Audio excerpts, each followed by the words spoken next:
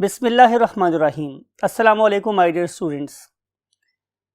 रब्बे ज़िदनी इल्मा, प्यारा का सल्लल्लाहु अलैहि वसल्लम की महबूब तरीन दवा के साथ हम लोग अपने लेक्चर का आगाज़ कर चुके हैं और today our topic of discussion is cyclostomes. और साइक्लोस्टोम्स बेसिकली एक पाइसेस का ग्रुप है।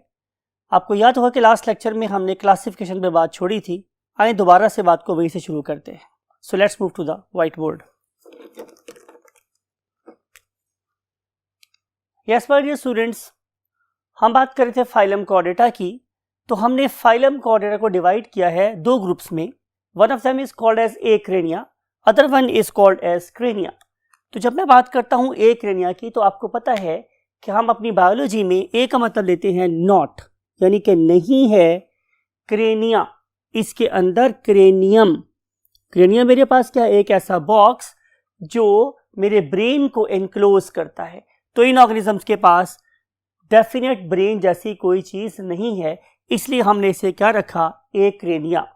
अब इस पर्टिकुलर एक्रेनिया की हमारे पास दो मेन टाइप्स हैं। One of them is called as a cephalochordates. Cephalochordates यानी कि ये ऐसे कॉर्डेट्स थे कि जिनके पास ब्रेन अभी और अपनी एवोल्यूशनरी स्टेजेस में बहुत प्रिमिटिव है, लेकिन बहरहाल किसी हद तक इनमें की चीज पैदा रही, तो नाम रखा इसका क्या? सेफ्लोकॉर्डेट्स। दूसरे नंबर पे मेरे पास क्या है? यूरोकॉर्डेट्स, जो उनसे भी ज्यादा क्या है? प्रिमिटिव हैं। तो ये दो ग्रुप्स जो थे किसमें प्रेजेंट थे? एक्रेनिया में।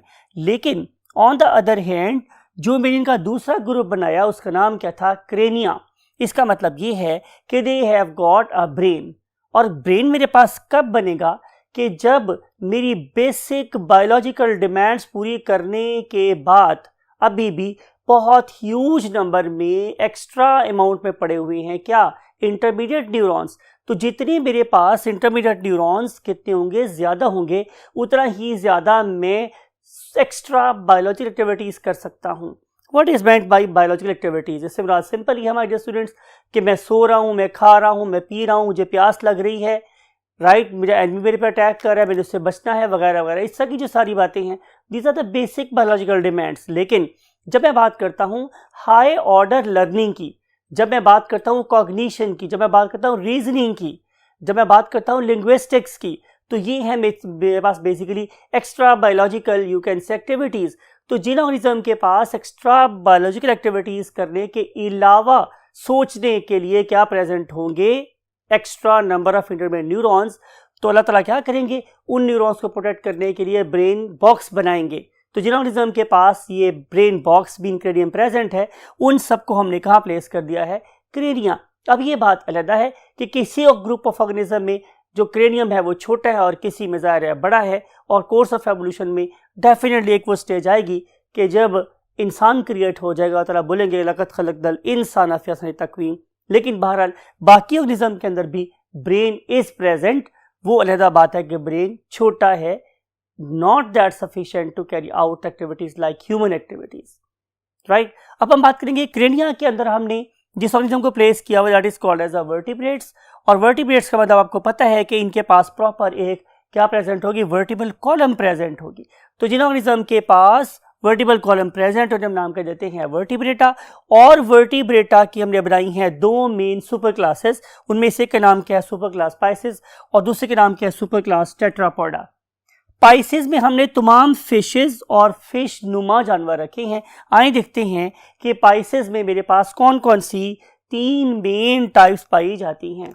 तो number one type that we are going to discuss today and that is called as the cyclostomes. Very first branch is cyclostome. Cyclostomes.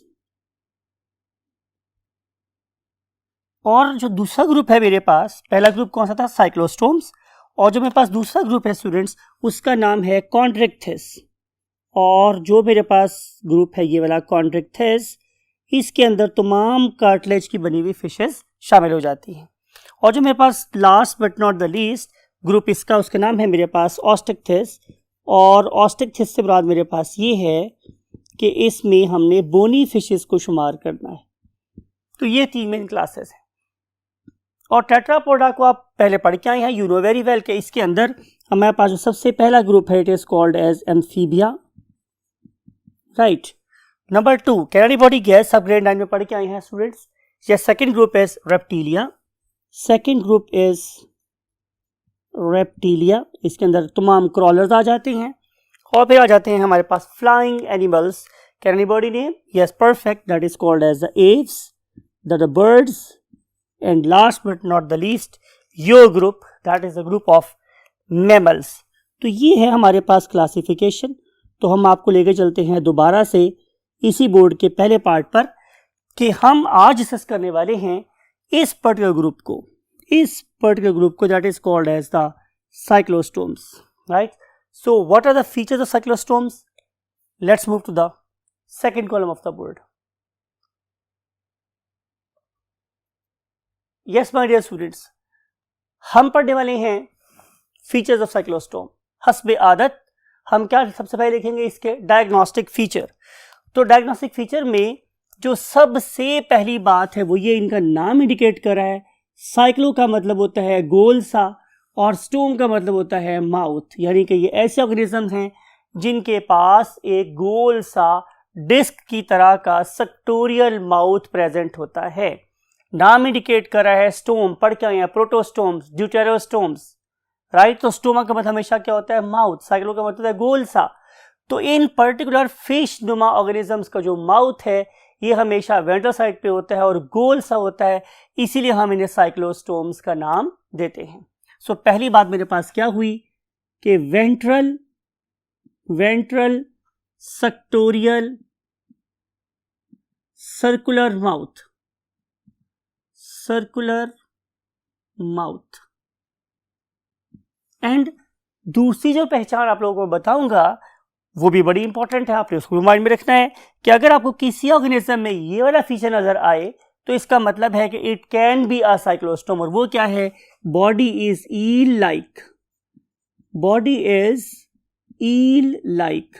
अब कोई बंदा आपसे पूछे कि ईल क्या होती है तो आप बोलोगे कि ऐसा ऑर्गेनिज्म जिसकी जो बॉडी मॉर्फोलॉजी है it is like a snake. आपको पता है कि स्नेक की बॉडी क्या होगी? पतली और लंबी सी होगी, राइट, और उसके पास कोई लिम्ब्स नहीं होंगे। दो बात मैंने आपसे बताई हैं कि thin and long cylindrical body without any sort of limbs, यही सांप की पहचान होती है ना। तो वही बात हम यहाँ पे कर रहे हैं कि body is like a eel but mouth is ventral suctorial mouth, right. तो जिन ऑर्गेनिज्म में ये फीचर पाया जाएगा उसे हम क्या लिखेंगे? साइक्लोस्टोम। आगे हम चलते हैं इसकी दो एग्जाम्पल। तो look at this very image is called as lamprey, right. इसे हम नाम कहते हैं स्टूडेंट्स लैम्प्रे। अब ये जो ऑर्गेनिज्म है, अगर आप इस पर्टिकुलर वीडियो को देख रहे हैं तो आपको नजर आएगा कि शायद इसका ये जो हैबिट है जो नजर आ रही है आप लोगों को इस पर्टिकुलर वीडियो में कि ये ऑर्गेनिज्म अपने आप को एक स्टोन के साथ चिपकाने के लिए मशहूर है, उसको स्क्रैप करने के लिए मशहूर है, और इसीलिए हम लोग इसे लैम्ब्रेट एंड देन प्रे का नाम बोलते हैं। जब मैं बात करता हूं लैम्ब्रेट का, इसका मतलब होता है लिकिंग। और ये जो मेरे पास ऑर्गेनिज्म वर्ड है प्रे, इसके it is basically Latin origin, इसका मतलब होता है स्टोन। तो एक stone licking fish, we should write its meaning, stone licking fish. लगता है कि जैसे ये बार बार पत्थर चाट रही है। इस पर्टिकुलर फिश को हम लोग नाम क्या देते हैं? लैम्प्रे। और जो दूसरा ग्रुप आप लोगों को यहां पे नजर आ रहा है that is called as the hag fishes. Hag fish. अब अगर आप इस पर्टिकुलर ऑर्गेनिज्म के माउथ को देखें, मैंने आप लोगों के लिए यहाँ पे इसके 3 डिफरेंट इमेजेस लगाए हैं। आप देख रहे हैं कि इस पर्टिकुलर फिश का माउथ क्वाइट हॉरिबल, बड़ा हॉरिबल सा है। खास तौर पे अगर आप इसके ऊपर लगे हुए टेंटिकल्स के अरेंजमेंट को देखें, टेंटिकल नुमा चीज के अरेंजमेंट को देखें तो it is really horrifying. Plus अगर आप इसको देखें तो इसका माउथ वेंट्रल साइड पे है और इसके माउथ के हमारी तरह से 2 हॉरिजॉन्टल नहीं 2 वर्टिकल लिप्स हैं। और इन वर्टिकल लिप्स के साथ आप लोगों को बहुत सारी क्या नजर आ रही हैं? बहुत सारी स्पाइंस, टूथ टिप है, यानी कि बहुत सारे काइटस किस्म के स्पाइंस नजर आ रहे हैं, इसके ऊपर कांटे नजर आ रहे हैं इसके लिए, राइट। तो ये है मेरे पास दूसरा ग्रुप इन पर्टिकुलर साइक्लोस्टोम्स का। लेकिन आप लोगों को लैम्प्रे का माउथ ज्यादा सर्कुलर और सर्कुलर नजर आता है as compare to these hag fishes. Hag fishes के माउथ वर्टिकली बॉडी के पैरेलल स्लिट है और इसके साथ दो होंठ नुमा चीजें नजर आ रही हैं जिसके ऊपर बहुत सारे काइटिनस टीथ नजर आते हैं। Now look at their habitat. Habitat की बात की जाए तो जाहिर है ये सारे के सारे ऑर्गेनिज्म एक्वेटिक इन नेचर हैं। आपको पता है कि जब हम वर्ड यूज करते हैं एक्वेटिक तो इसका मतलब ये है कि these organisms are water dweller, ये पानी में रहते हैं। अब पानी की मेरे पास दो किस्में होती हैं, उनमें से एक का नाम मेरे पास क्या होता है, डेफिनेटली फ्रेश वाटर। तो बिल्कुल इसमें बहुत सी जो फिशेज हैं, बहुत सी जो स्पीशीज हैं वो फ्रेश वाटर में रहती हैं और बहुत सी जो फिशेज होती हैं डेफिनेटली वो मेरे मेरीन वाटर में भी रहती हैं, मेरीन वाटर। अगली बात कि इन ऑर्गेनिजम्स का एक और बिहेवियर भी होता है कि ये वाले ऑर्गेनिज्म अपनी ज़िंदगी के पहले 4 साल किस में गुजारते हैं, सॉल्टी वाटर में गुजारते हैं और उसके बाद ये एक ख़ास किस्म का बिहेवियर शो करते हैं जिसे हम लोग एनाड्रोमस बिहेवियर बोलते हैं। इसका मतलब ये है कि 4 साल that is basically their larval stage, उस पर्टिकुलर स्टेज तक पानी में रहने मरीन वाटर में रहने के बाद now they begin to migrate in upper, you can say river, upper waters of the river, upper streams of the river। तो इस किस्म के बिहेवियर को हम लोग एनाड्रोमस बिहेवियर बोलते हैं। क्या लिखते हैं हम लोग सुनने से, anadromous behaviour,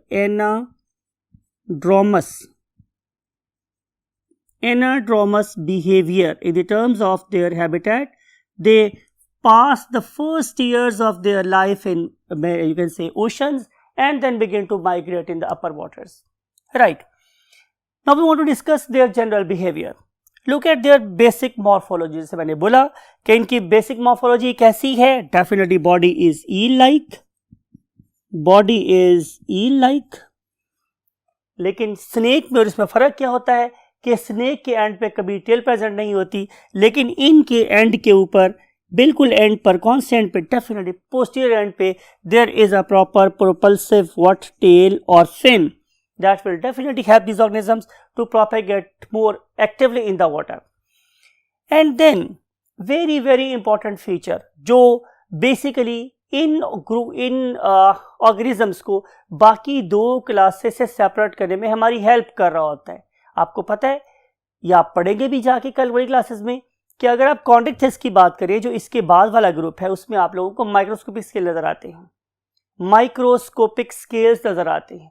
on the other hand अगर आप बात करेंगे ऑस्टिकथिस की जो बोनी फिशेज हैं तो उनमें आप लोगों को बड़े मैक्रोस्कोपिक, बड़े वाज़ेह तौर पे नजर आने वाले स्केल्स नजर आएंगे, राइट। लेकिन इस वाले केस में scales are absent all together. तो हम लिख रहे हैं scales are all together what, absent, कभी भी प्रेजेंट नहीं होते। It is important. Now study their further features, move to the next column of the board. Yes my dear students, हम डिस्कस करेंगे इसका एक और feature that is called as appendages. और अपेंडेजेस बहुत बता चुका हूँ आप लोगों को कि हर वो चीज़ जो आप लोगों की नॉर्मल बॉडी के अलावा एक्स्ट्रा लगी हुई है that is called as appendage. जैसे मैंने बोला था कि मेरी मेन बॉडी के साथ अटैच है मेरी दो बाजू, तो इसलिए जो मेरे बाजू हैं वो मेरा अपेंडेज है, मेरा अपेंडिकुलर स्ट्रक्चर है। So in this case as body is eel like, so appendages are also absent. तो आप लिखेंगे कि no paired appendages are present, no paired appendages are present। ये होते ही नहीं है इनके अंदर, तभी तो इनकी बॉडी स्टूडेंट्स कैसी थी, eel like, very rightly said, eel like। now what is their skeleton? तो skeleton के बारे में स्टूडेंट बड़ी ही खूबसूरत सी बात मैंने आपको बतानी है कि इन ऑर्गेनिजम्स के पास मैंने आपको बोला था कि सिर्फ और सिर्फ ब्रेन प्रेजेंट होता है। They are members of craniata, no doubt at all. लेकिन गौर तलब बात ही है, बहुत ज़्यादा आपने इस चीज़ को फोकस करके देखना है कि इन ऑर्गेनिजम्स के पास सिर्फ क्रेनियम प्रेजेंट है लेकिन क्रेनियम की एक्सटेंशन प्रेजेंट नहीं है। यानी कि अगर आप लोगों की बात की जाए या मैं अपनी बात करूं तो we have got the brain और ब्रेन की एक पोस्टीरियर और इंफीरियर एक्सटेंशन होती है, that is called as spinal cord. तो इनके पास किसी किस्म की स्पाइनल कॉर्ड प्रेजेंट नहीं होती। और जो स्केलेटन है ये भी किसका बना हुआ है स्टूडेंट्स? परफेक्ट, कार्टिलेज का। Skeleton is cartilaginous and only cranium is present, and only cranium is present, and there is no spinal cord or vertebral column. Mouth के बारे में भी आपसे बातें मैं कर चुका हूं, लेकिन दोबारा लिख देता हूं आप लोगों के लिए कि they have got a ventral suctorial mouth. They have got a what? Ventral का मतलब नीचे वाली साइड पे पाया जाने वाला, ventral suctorial, सक कर लेने वाला, दैट कैन सक। क्या सक करता है डिस्कस करते हैं आप लोगों के साथ। Ventral सक्टोरियल mouth. सवाल है कि ये कैसे सक करता है और क्या सक करता है। तो इसका आंसर ये हमारे स्टूडेंट्स कि ये वाले ऑर्गेनिज्म दो किस्म की कैटेगरीज में डिवाइडेड हैं। एक को हम लोग बोलते हैं ecto parasite. Whenever I use the term ecto, इसका मतलब है कि सरफेस के ऊपर से पीने वाले, राइट जैसे कि हमारी जुएं हैं, जो हमारी जुएं हैं वो भी हमारी स्किन के ऊपर से ब्लड को सक कर रही होती हैं। तो देयरफॉर हम अपनी जुओं को क्या बोलते हैं? Ectoparasite, right. तो हम बात करेंगे यहाँ पे वेंट्रल सेक्टोरियल माउथ की, कि इनमें से बहुत सी ऐसी साइक्लोस्टोम्स भी हैं जो अपने लिविंग हॉस्ट की सरफेस से फीड कर रही होती हैं। इस पर्पस के दौरान इनको क्या दिया है? डेफिनेटली माय डियर स्टूडेंट्स एक ऐसा सब्सटेंस जिसे हम नाम के देते हैं लोकल एनेस्थेटिक सब्सटेंस। ये उस पर्टिकुलर ऑर्गेनिज्म के उस सरफेस के ऊपर उसको अटैच कर देते हैं, और अटैच करने के बाद उसके ऊपर सबसे पहले बड़े आराम से प्यार से क्या लगाते हैं? Local anaesthetic substance. इसका मतलब ये है कि इस ऑर्गेनिज्म को अगली आने वाली एक्टिविटीज की पेन फील नहीं होगी।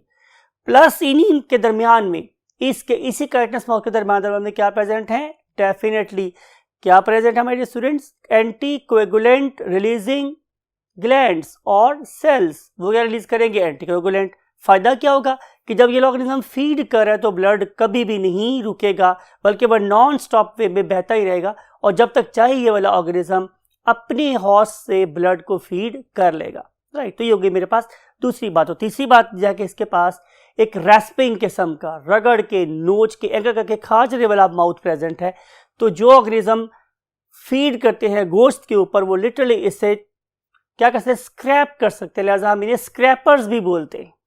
अब अगर आप देखें तो हम ऑर्गेनिज्म के बिहेवियर से ये पहचान सकते हैं कि इनमें से कौन से ऐसे साइक्लोस्टोम्स हैं, they are going for the flesh, जो फ्लैश खाते हैं, स्क्रैपर्स हैं, वो कौन कौन से हैं, और कौन से ऐसे साइक्लोस्टोम्स हैं कि जो basically they are opting the blood. तो इसके लिए हमें देखना पड़ेगा उनके बिहेवियर को। तो नजर आता है कि वो वाले ऑर्गेनिज्म कि जो ऑर्गेनिज्म की साइड से या टॉप से अटैक कर रहे हैं, basically they are meat seekers, वो गोश्त को अटैक कर रहे होते हैं। लेकिन वो वाले ऑर्गेनिज्म जो ब्लड के लिए जा रहे होते हैं, they normally attack from the ventral side. तो ये भी बिहेवियर हमने स्टडी किया तो पता चला कि किसी के साइक्लोस्टोम्स की फीडिंग उनके बिहेवियर से कोरिलेट कर रही होती है। सो ये हैं बातें कुछ इसके माउथ के बारे में। अब हम चलते हैं स्टमक की बात करेंगे। तो क्या ख्याल है स्टूडेंट्स, जब एक ऑर्गेनिज्म ने सिर्फ और सिर्फ ब्लड ही फीड करना होगा तो क्या उसमें स्टमक होगा? तो आंसर इज नो। तो स्टमक इज एब्सेंट। तो यहां पे लिखेंगे स्टमक इज एब्सेंट। लेकिन वो वाले ऑर्गेनिज्म के जिनके अंतर जो मीट सीकर्स हैं, उनके अंदर भी जो काम स्टमक ने करना था वो वाला काम तो टीथ ऑलरेडी करके दे रहे हैं। तो इस लिहाज से भी कि इतना ज्यादा प्रोमिनेंट और मस्कुलर स्टमक उन ग्रुप्स में भी क्या है? एब्सेंट है। However it is bit more developed as compared to the blood seekers. Now we want to see the respiration.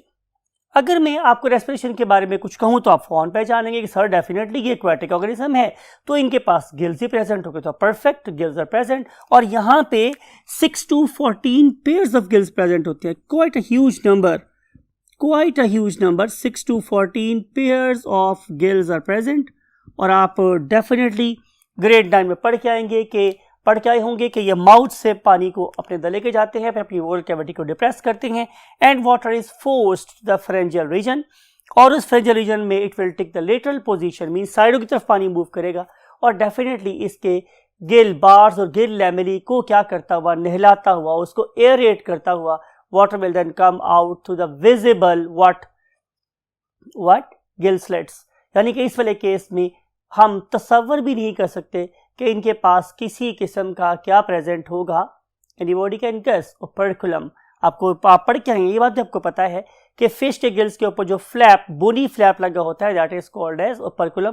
तो चूंकि ये फिशेस तो हैं ही कार्टिलेज, तो इसके अंदर कभी भी ओपर्कुलम प्रेजेंट नहीं हो सकता, तो gills are visible. And now we want to discuss the circulation. और सर्कुलेटरी सिस्टम के बारे में भी आपने याद रखना है कि their behaviour is like fishes, और उसमें क्या है कि number 1 they have got a closed circulatory system, इनके पास एक क्लोज्ड सर्कुलेटरी सिस्टम प्रेजेंट होता है।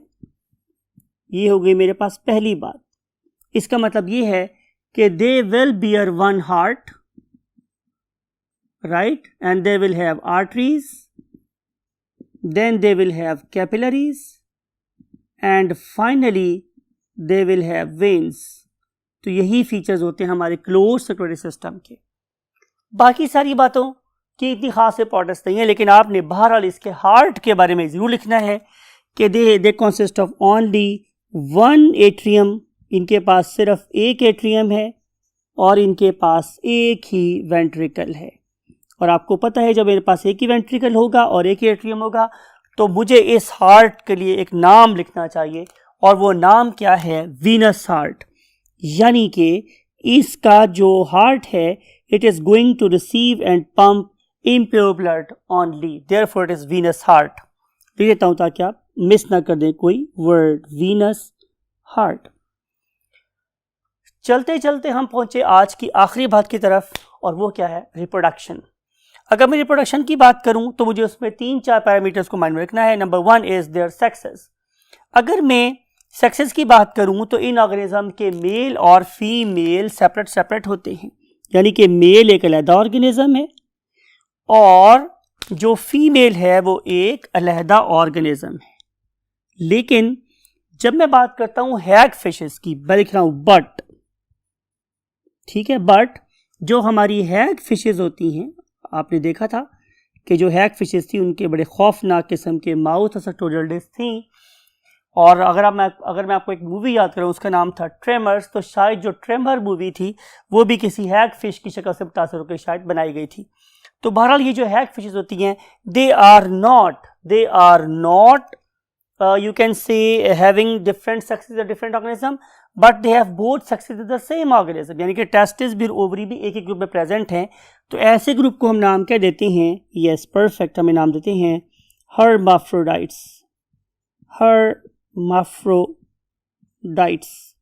तो these organisms are hermaphrodites। and then very important thing कि अगर ऑर्गेनिज्म के सेक्सेस सेपरेट हो तो भी, और अगर ऑर्गेनिज्म हर्माफ्रोडाइट है तो भी, फर्टिलाइजेशन इज ऑलवेज एक्सटर्नल। यानी कि उस वाले केस में भी ऑर्गेनिज्म क्या करेगा? एग्स को पहले रिलीज करेगा और उसके बाद उसके ऊपर स्पर्म को शॉवर करेगा। तो इसे हम लोग क्या बोलेंगे? External fertilization, because fusion of the egg and sperm is taking place outside the female body in the water, therefore we will say it as fertilization is always external। लेकिन important बात ये है कि ये जो ग्रुप है इनके mail और फीमेल दोनों मिल के समंदर के बॉटम पे पेबल्स को, स्टोन्स को इकट्ठा करते हैं और उसमें एक छोटा सा एक घर सा बना लेते हैं, एंड दैट वेरी घर is called as redds, REDDS। इन पर्टिकुलर नेट्स का नाम मेरे पास क्या होता है स्टूडेंट्स? REDDS, इन्हें बोलते हैं रेड्स। इस पर्टिकुलर रेड के अंदर जाके ये जिंदगी की पहली और आखिरी रिप्रोडक्शन करते हैं, यानी कि ये वाले ऑर्गेनिज्म एक ही दफ़ा ज़िंदगी में एग्स बनाते हैं और एक ही दफ़ा स्पर्म बनाते हैं और एक ही दफ़ा इनको रिलीज़ कर देते हैं, और उसके बाद इनकी दिन दोनों की मीन्स मेल की व फीमेल क्या होती है? डेथ हो जाती है। तो ये है इनके नेस्ट की रूल और उसके बाद इनकी इंपॉर्टेंस। और उसके बाद अपने ही इंसेस्टर्स को डेफिनेटली ऑर्गेनिज्म भी खा सकते हैं, और चूंकि ये आपको पता है स्कैवेंजर्स भी हैं, ऑर्गेनिज्म को भी खाते हैं, तो इनकी दूसरी फिशेस इनको भी चट कर देंगे या खा जाएंगे। समंदर में भी कोई चीज़ ज़ाया नहीं होती। फिर इन फर्टिलाइज एग में से थोड़े अरसे के बाद क्या निकल आएंगे? लार्वी। उन पर्टिकुलर लार्वी का एक अपना स्पेसिफिक नेम है, उन्हें हम बोलते हैं एमोसीट लार्वी। एमोसीट लार्वी। और ये जो एमोसीट लार्वी है ये हमारे एनिमल किंगडम के परहैप्स सबसे लॉन्गेस्ट लार्वल फेज में आने वाले ऑर्गेनिजम्स हैं, और इनकी जो लार्वल स्टेज है वो 3 to 4 ईयर्स तक हो सकती है। यानी कि अगर मैं आपको ये बताऊं कि ऑलमोस्ट इनकी जो गेस्टेशन पीरियड है, लार्वल फेज में आने का जो पीरियड है, अगर हम उसे कंपेयर करें अपने गेस्टेशन पीरियड से, तो इसकी गेस्टेशन पीरियड शायद एलिफेंट से भी ज़्यादा है। So they are the organism that have got the longest gestation period in the animal history. So these are the few features those were pertaining to this particular group that is called the cyclostomes. यहाँ मैं आप लोगों के लिए कुछ images छोड़ के जा रहा हूँ with the beautiful views of these marvelous organisms, perhaps the scavengers of the oceans, cleanser of the oceans, that is called as what? The cyclostomes. Have these particular images, view them, and allow me to say you goodbye for the next lecture that will be regarding the chondrichthyes called as the cartilaginous fishes. I always recommend कि अपने parents का बहुत ख्याल रखें, और जब कभी दुआ करें उनको भी याद रखें और हमें भी याद रखें। I want to say you अल्लाह हाफिज़।